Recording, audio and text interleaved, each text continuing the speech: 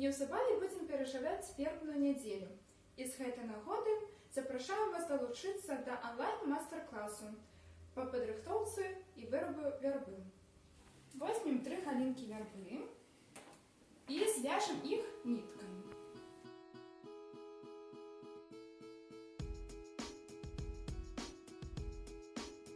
Дадзім, каб дліна была аднолькавая галінак. І моцна перавязваем.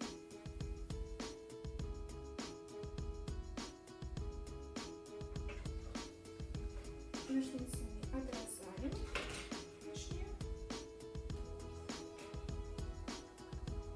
и завязываем. Так, сверху связали. Теперь надо крышечку няжей еще перевязать. Так само нитками. Далее берем веточки котиков, например, я беру 2, и так само буду провязывать их ниткою до нашей вярбы. Так само связываем по версу и свяжем еще ниже.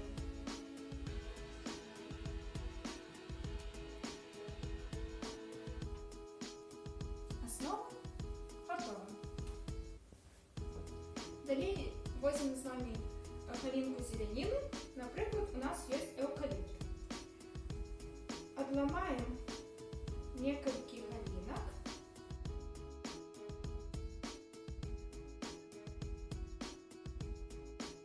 Берем несколько галинок эвкалипту и промацовываем их до нашей вярбы с допомогой нитки.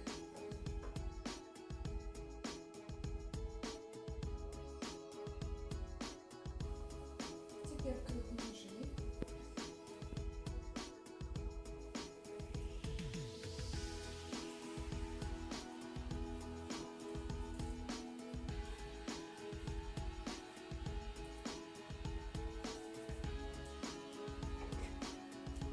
Берем бавовну и промацовываем до нашей вярбы с допомогой нитки.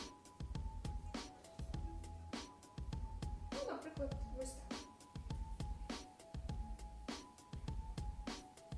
Прив'яжемо нашу галінку у нескольких місцях. Добре трималися.